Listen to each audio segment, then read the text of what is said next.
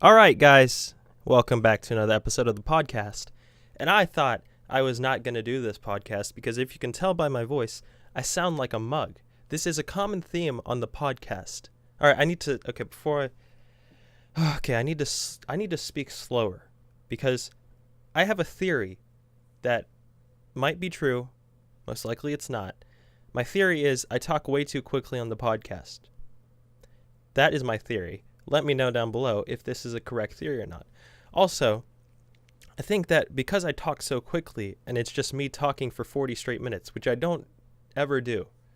I'd barely say words when I'm at work in social situations. I barely say anything.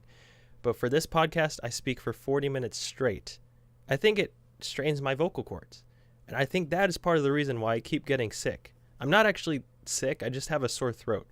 But for the past 4 days, 4 days, 4 days, I've been Coughs McGee. If you know who Coughs McGee is not the guy you want to be, especially when you're at an office, because Coughs McGee is just annoying. It's just me coughing the whole time. I'm hoping that I'm not going to cough in this episode. No! I've already failed. Oh, I was thinking I wasn't going to do this episode because I thought I would just be coughing, but today it's not as bad. I do have this great cardamom and chamomile and cinnamon tea. But I'm going to have to speak a little bit slower, which is probably good anyway. I probably talk too quickly. But how are you guys doing? What's up? How's the podcast fam doing? I think I always like to track progress just because 234 subscribers. It's actually pretty good. Last episode had 78 views. And it's kind of weird to think that 78 people watch this video. And I know 78 views isn't actually that much compared to a lot of other channels, compared to even my main channel. But if you just think that not in terms of numbers, but in terms of real people, imagine, if I had to do a speech in front of 78 people, I would be freaking out. To know that one of my videos, my highest video of all time, had 40,000 people. 40,000 viewers. That just if I had to do a speech in front of 40,000 people, that's like a graduation speech. I would have been absolutely crapping my pantalones. You know what? I think I've said this story before, but my first ever live stream, not actually, that's not my first, but one of my first, probably within the first 5 live streams, was my biggest stream ever. And it was because I put Arsenal versus Barcelona live stream reaction in the title. And so this was back in 2016. Yeah, 2016. I had just gotten into Twitch, and I decided that I was going to stream reactions to Champions League games. And in my mind, I wasn't even thinking about, Arsenal versus Barcelona live stream is probably going to get a lot of views just because people will think I'm actually showing the game, even though you can't show the game. One, because I didn't have the correct technology. I was streaming from my PS4 directly, so I couldn't show the game like that. But also because if you were showing the game, you would just get striked. It would be taken down. So a lot of people came expecting to see the game, but they didn't. But then they just stayed for whatever reason. And I was you should have seen my reaction. I can actually probably find that video. That might actually be a good video to react to. If I still have it. I might have actually deleted it for some reason. But I had 18,000 people at one time. And I was freaking out. I didn't know what to do with myself because I was just getting all these comments. And when you hit, my initial thought was, oh my gosh, I found the next big thing. This is going to be the thing. I'm going to be like that guy who's known for just reacting to things. And I tried other streams after that because of how successful that one was. The other ones were kind of successful, but they weren't that great. And I kind of got annoyed because you would get to the point where people would be just insulting you because you're not showing the game. And I didn't really like it. And I felt a little deceptive because even though the initial intention wasn't to try to deceive people and thinking they're watching the real game, just a reaction, the streams after that, I was kind of going for that idea. Holy crap. This is going to be it. It's been 5 minutes. Take a drink of the chamomile. But yeah, I feel that streaming thing, man.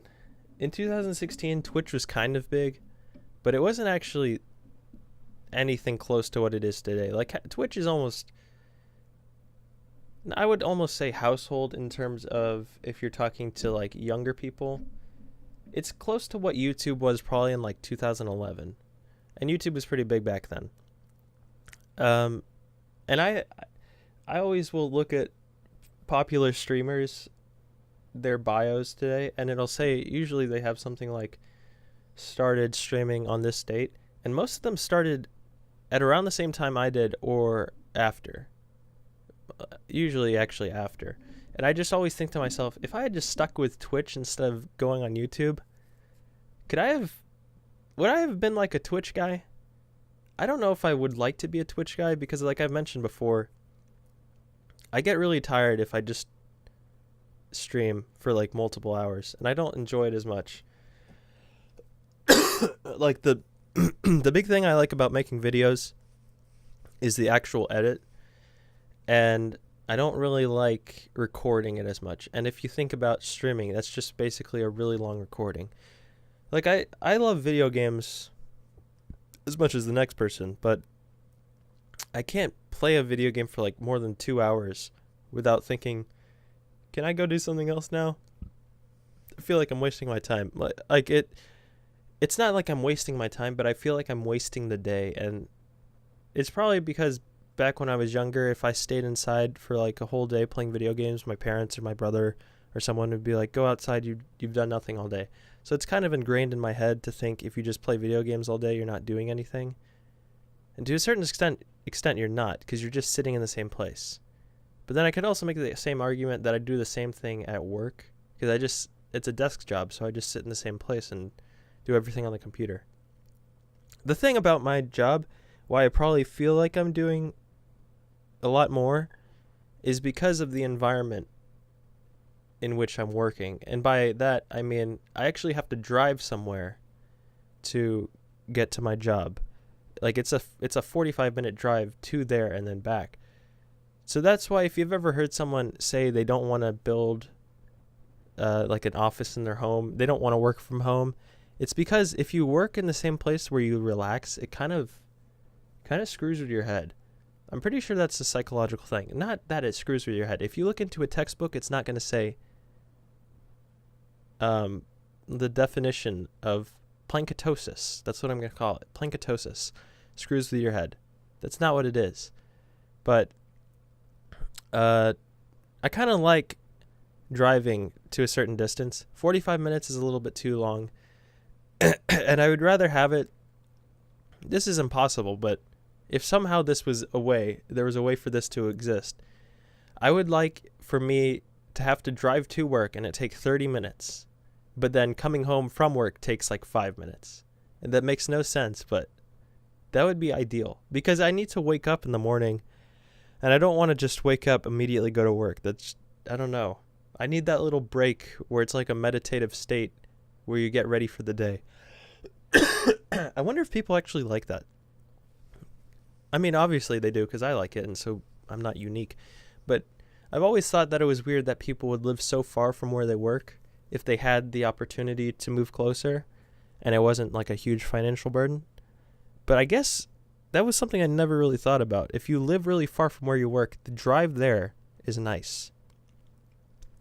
I recorded that video yesterday on my main channel, me reacting to the FIFA 19 release, and I realized in it that I'm not very good on camera.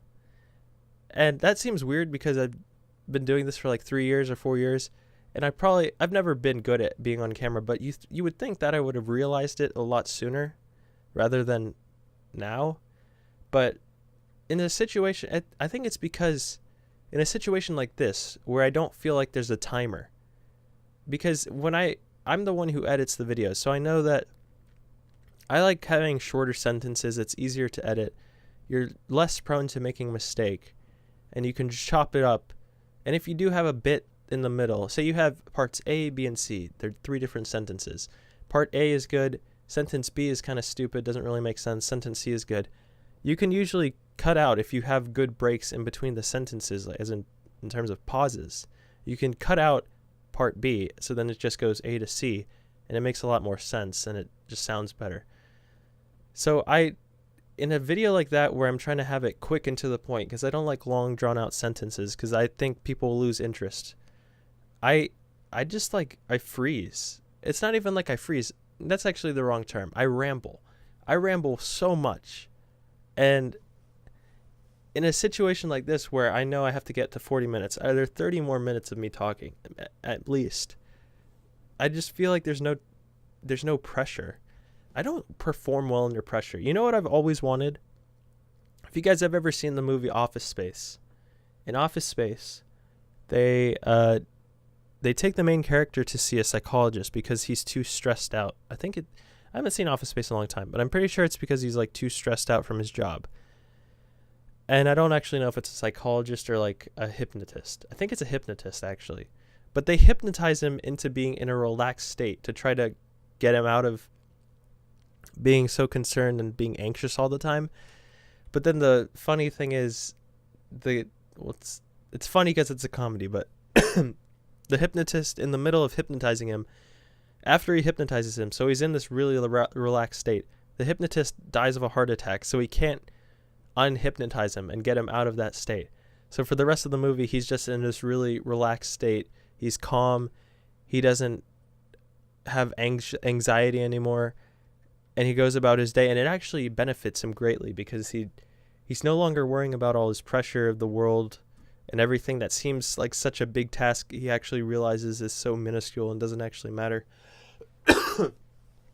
And I've always I don't really believe in being hypnotized to a certain extent, but I've always wanted to just somehow get in that state where you're just not anxious, because I get really anxious easily, and I don't know why. I think it's just something that's genetic or something that's in my mind, maybe with hormone levels or something like that.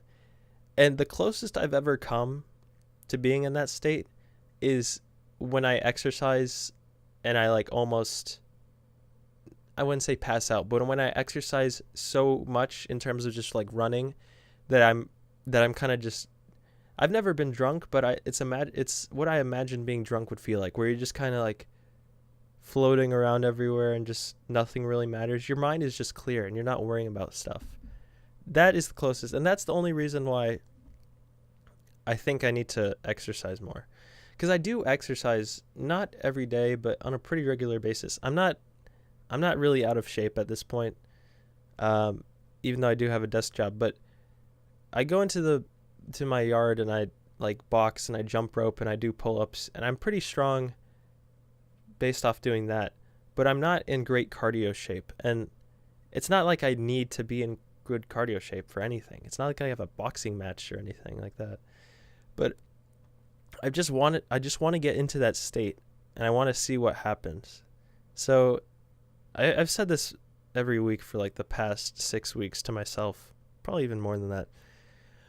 But what I really want to do is wake up at 6 in the morning or even 5 in the morning and just go on a run and then go to work. The thing that stops me is I always have really big plans at night, but then in the morning, well, this is what happens. At night, I always have all these problems in my head. And I'm like, yeah, I need to take on this day. The next day, I'm going to do this. I'm going to do that. And I'm going to fix everything that's wrong.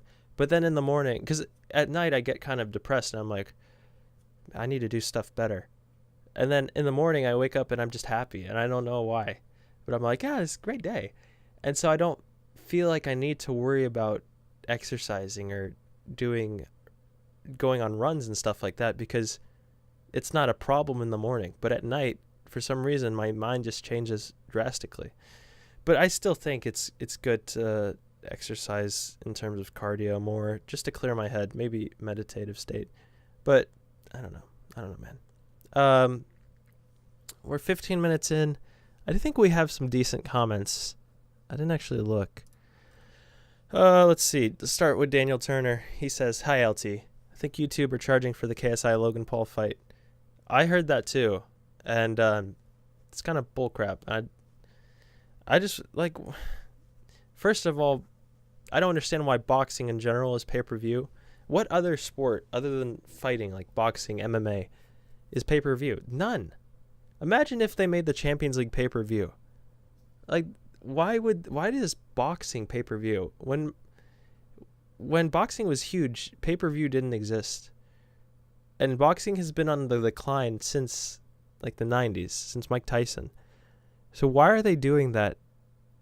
Why are they copying a bad business model of making it pay-per-view? I know you make a lot of money, but in terms of popularity and the overall growth, you're not going to be as successful.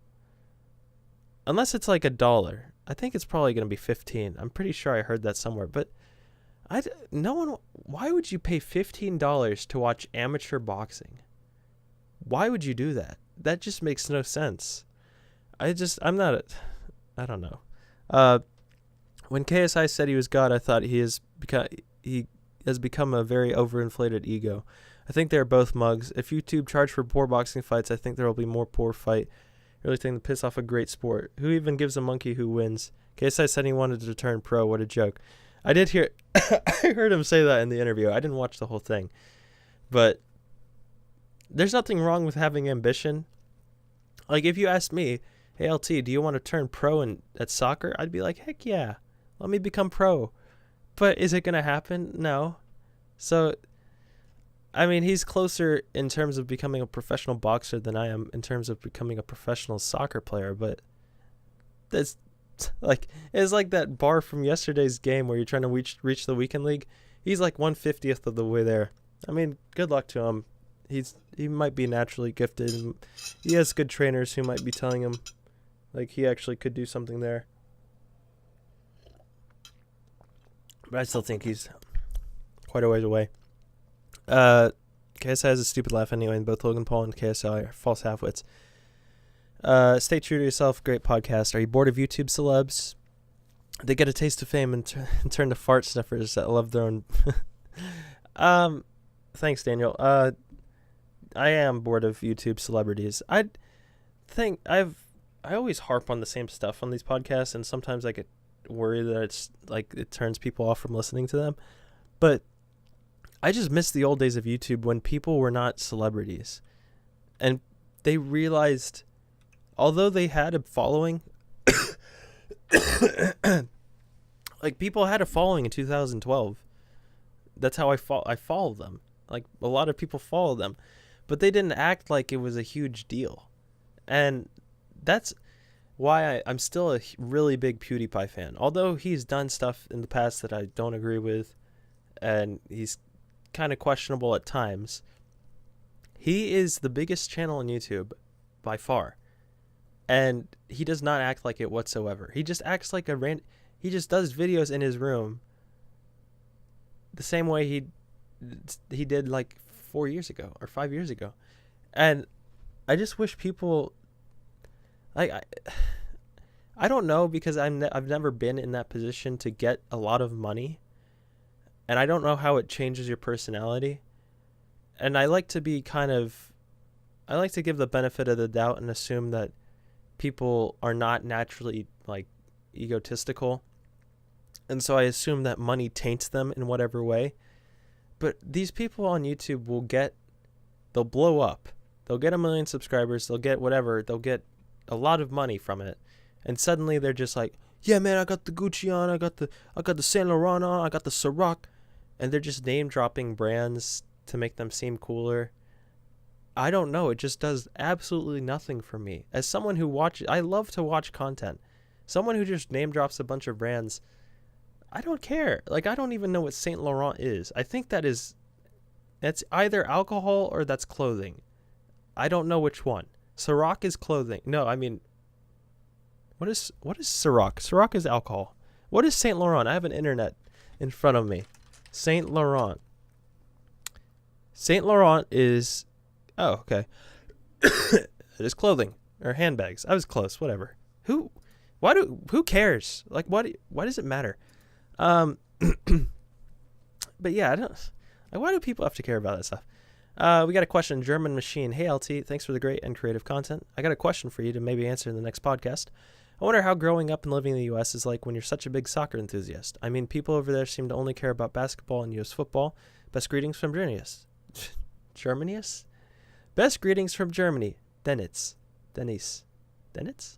I had a, this is not related to the question, but I called someone in Germany for my work, and he answered in German.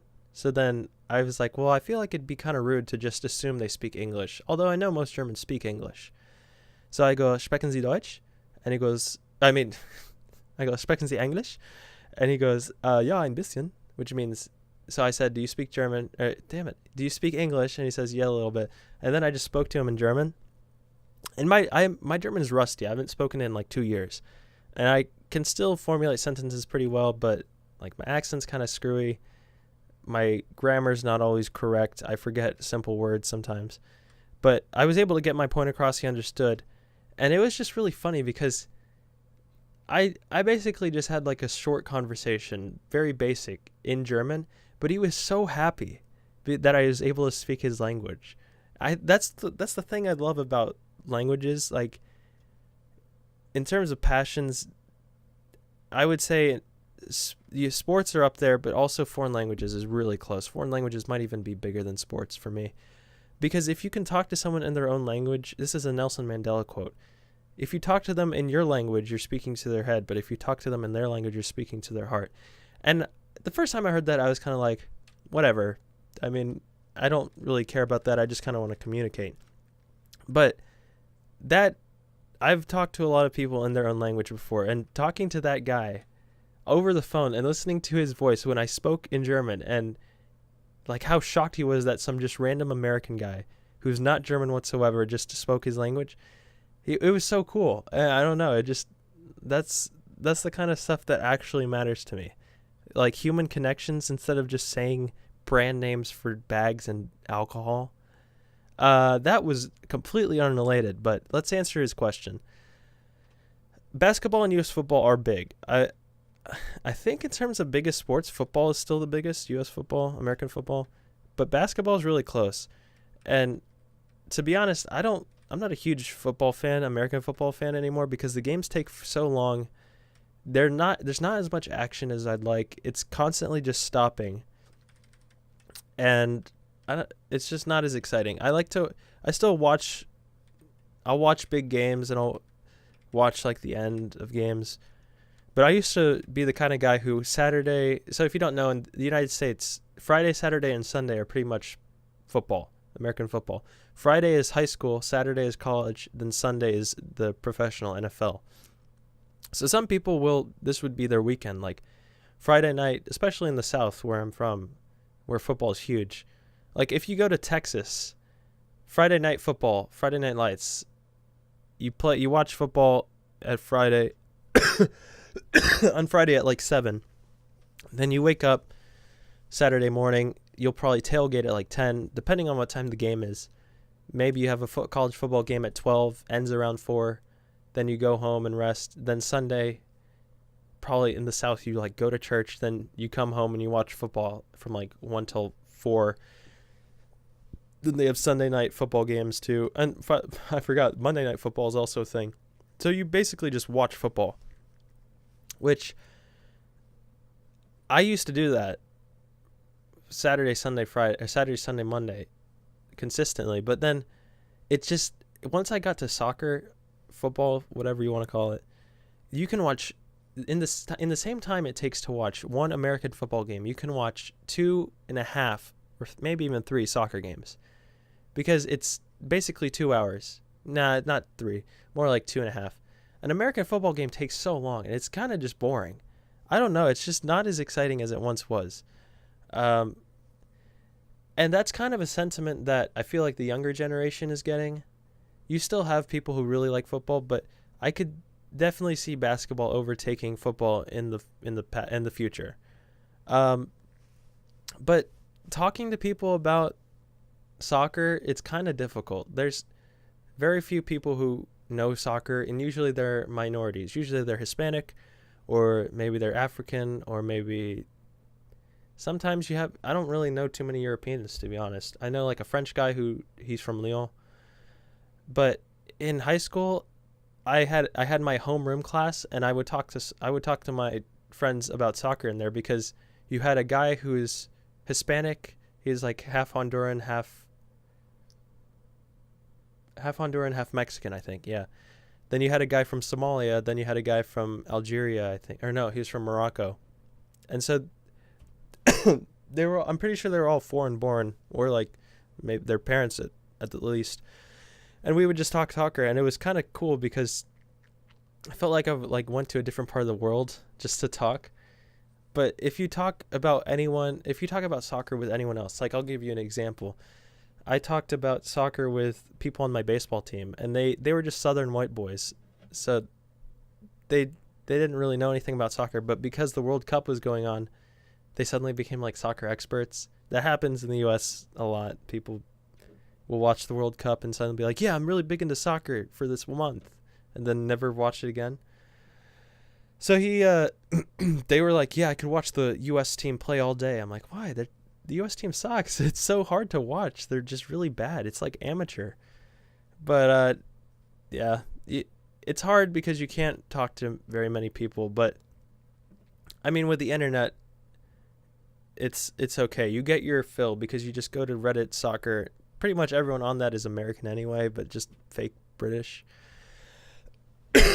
So you just have to find friends. Like what Adam says here, there are a couple of people in my class, and they become default friends.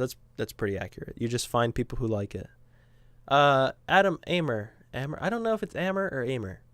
But Adam says, love these podcasts. On your main channel, do you like player reviews, or do you make them to keep your channel alive? Then he asks other questions. I'll get to this. That is a really good question, and it's I don't know the answer, because I would rather do other stuff. Definitely. I'd rather do other things on YouTube, not necessarily related to FIFA. I still like FIFA, and I still like player reviews, but I feel like there's other things I could do that people would enjoy, and maybe I would enjoy more. But the thing is, it's so closely dependent. The amount of fun that I have from YouTube it's directly tied into the amount of viewers that I get, the amount of people who watch the video, because I think of it's not a job, but I think of the whole point of YouTube to be to entertain people. So if I see that my player review got 100,000 views and 15,000 likes, I will think that, wow, this was a really successful video. A lot of people were entertained by it. I should do more of these. But when FIFA dies out, which it always does around this time of year, and I have no video, like if I post a video on a new player, I might get like 1,000 views, and 1,000 views is still cool. Like that's so much more than I was getting a year and a half ago. I was getting like 90 views, I think. But it's kind of just flattened out. It's not like a big I don't see a steady increase in growth. It's kind of like a flat line of growth, even dipping down a little. So I kind of get concerned. I'm like, well, damn, is FIFA dying? Maybe this is the final blow. Maybe I should start doing other stuff to try to diversify in case no one watches FIFA anymore. But I mean, that FIFA 19 reveal is kind of even more concerning for me, because the amount of people who saw FIFA 19 reveal and were like, nope, that's it, I'm not buying the game, is a lot more than what it was in the past.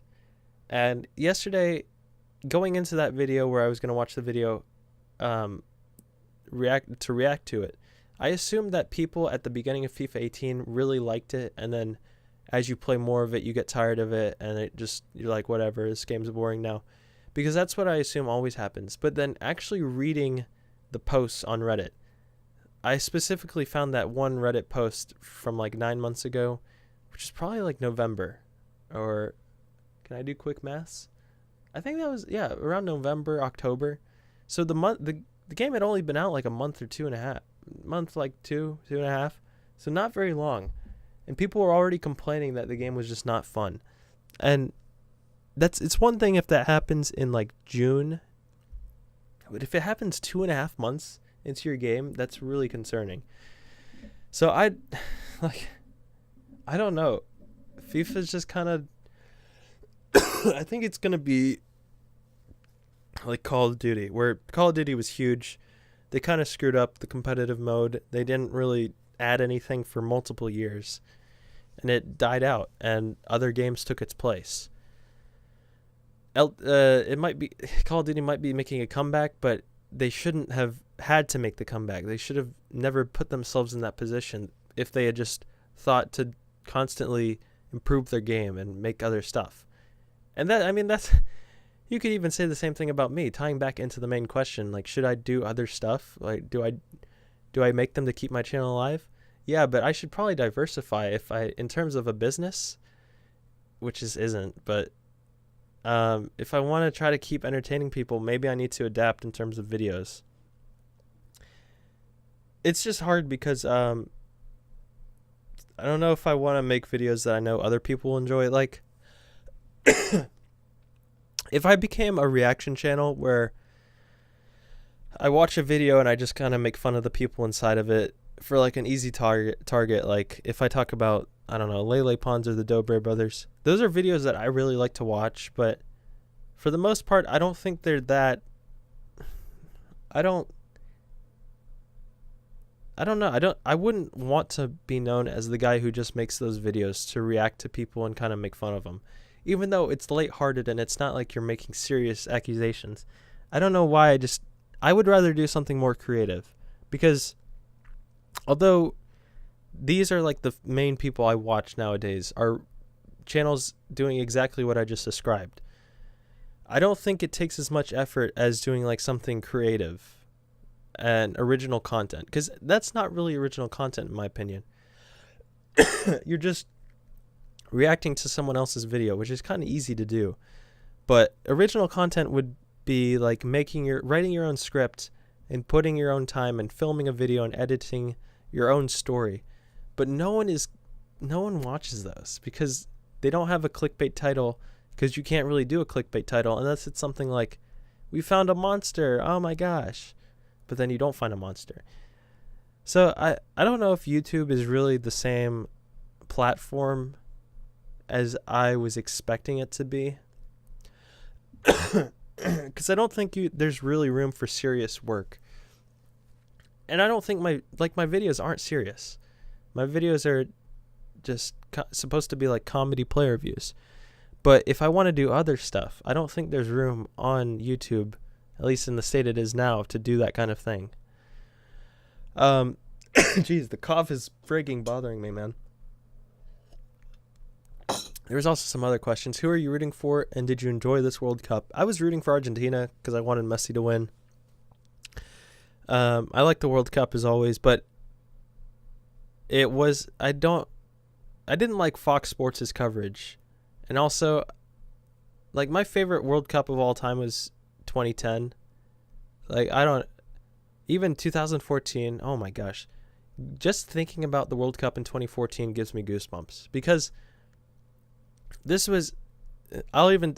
sometimes I watch what do you type in? Let me see. It's like Sky Full of Stars World Cup 2014. Yeah, it's like an ESPN World Cup 24 end montage. That video makes me cry every single time. I'm probably going to watch that and cry after this, because everything about that it's not necessarily what was going on in the World Cup, but everything around it. Like, just personally, in my situation, I had just graduated from high school. So I was like, I'm about to go into college. I got into a good college. I'm going to take on the world. I have all this stuff. I'm going to grab life by the balls and like do whatever I want. I had just gotten a new car, and I was like, holy crap, I got a new car. I had been driving a 1994 Buick, and it like would stop in the middle of the road, and I suddenly just got a new car. I was like, holy crap, I got a new car. I got a new cell phone, and I'm like, oh my gosh, I got a new cell phone. Like, everything at once was just happening. The World Cup, I had gotten into soccer the year before, like pretty big. And I really was looking forward to the World Cup. And just everything was going right at that time. and I had a lot of ambition. Not saying I don't at this point, but I was almost like ignorant to the fact that life is hard. And I kind of wish I went back to that, because that mindset of I can do anything, it's so much easier and less nerve-wracking and less anxiety creating than what I am now. So just watching that World Cup 2014 montage makes me think of all those cool memories, and that I wish that was probably one of the best times ever. Did I even answer the question? I don't think so. I'm really bad at this. Can we get a new host? Can we get Eduardo to host this? I was cheering for Argentina. I enjoyed the World Cup. Yeah. I wish Croatia won, because France is always going to be really good, but whatever. Congratulations to the France people. To the France people. How hard was it to find a job using your degree post-college? It was pretty freaking difficult. Like I mentioned before, I've worked at a fast food restaurant and a restaurant with like 2 degrees from a top 20 school, maybe top 30 school. So I was like, well, what the hell was the point of going to college? But then it all worked out, and I got this job after about a year after graduating. It's pretty good, but it was difficult, and I was kind of like, what was the point of anything? But you have to just be patient sometimes, and I'm not always good at being patient. All right. We got 4 more minutes. I'm really hot and sweaty. People always make fun of me for being sweaty when I'm actually not usually that sweaty. I'm sweaty right now. Don't make fun of me, please. If you guys want your question to be answered, please leave it down below. If you want to give me any advice, tell me anything at all, just let me know down below. Daniel says, what do you think of Pulisic reportedly ceasing contract talks with Dortmund? Is this the same as Dembele, Alba, Lewandowski? Has he been with Dortmund long enough, and a world-class talent can't be expected to stay longer? I don't think Pulisic's world-class. I don't think it would benefit him to leave right now. Because if he went to Liverpool, which is the main place I've heard him go because of Jurgen Klopp and because of like an American connection, I think he should eventually go to Liverpool for his own brand, because although Dortmund is a big club, no one in the United States really knows about Dortmund. A lot more people know about Liverpool, also because LeBron James is co-owner of Liverpool, and the group that majority owns Liverpool is the same owner as the Boston Red Sox. So their ties with the United States. So he should go there eventually, but where would he play? Because you have Mo Salah, you have Sadio Mane, you have Xherdan Shaqiri now. You have Bobby Firmino. Pulisic's not even a central midfielder, a central attacking player. So he has to play on the left wing or right wing. I guess he could be a backup for Sadio Mane. But I don't know. I'd like to see him just stay with Dortmund longer, because Dortmund seem to... I don't really know what Dortmund's plan is. They got rid of Yarmolenko. They're going to get rid of Schürrle. I think they're going to keep Sancho on the left. I don't really know what Royce's going to do. Maybe play striker. Batshuayi might not be coming back. So it's a weird situation with Dortmund. I think Pulisic should stay, and I hope he does. What do you think about... Jeez, my voice. Oh, my gosh. I hope I don't become Koffs McGee 2.0 tomorrow. What do you think about the Mesut Ozil situation? To be honest, I don't really know what this situation was. I think, from what I've read, like, he took a picture with Erdogan or something. I am not a big fan of Erdogan, but I don't think he should be Özil. I don't think Özil should be the scapegoat for Germany's struggle. Although I don't think... Like, people are saying that he had a lot of created chances in the World Cup and he was really good. I think Toni Kroos is the main issue, because although he scored that great game-winning goal, he kind of was at fault for a lot of the goals conceded. And they had Sebastian Rudy meant to track back, but with Sebastian Rudy getting that broken nose or whatever and coming out of the game, Sami Khedira wasn't as mobile in the midfield. They should have played Goretzka more, in my opinion, as a central defensive midfielder, but I think he played in the last game and wasn't that effective. So they just didn't play well. And I don't think it was Mesut Ozil's fault, because it was like pretty much everyone's fault except for like Julian Brandt and Marco Reus. But it's hard. You can't just scapegoat one person. So I don't... Holy crap. don't think you can blame him, and I don't understand why Özil always gets so much blame. I think it's because he looks like he's always lazy, even though it's kind of questionable. Because you can be smooth at a game, and you can be slow and decisive. You don't have to always be running around full speed. Like Leo Messi doesn't always just run around and track people down. He walks a lot, but he's like really efficient at walking, even though that seems like a weird thing to say. But I think Özil's just an easy person to scapegoat, and I don't think he should be scapegoated that much. Guys, we hit 40 minutes. My voice is... I'm slowly dying. I hope you did enjoy this video. I'm trying not to cough anymore. But thank you guys. Leave your comments as always. Let me know what kind of videos you want to see. Just like all my videos so I feel happy. But I'm going to go cry now to watching the Sky Full of Stars thing. It's been your boy LT. Don't forget to spare pets.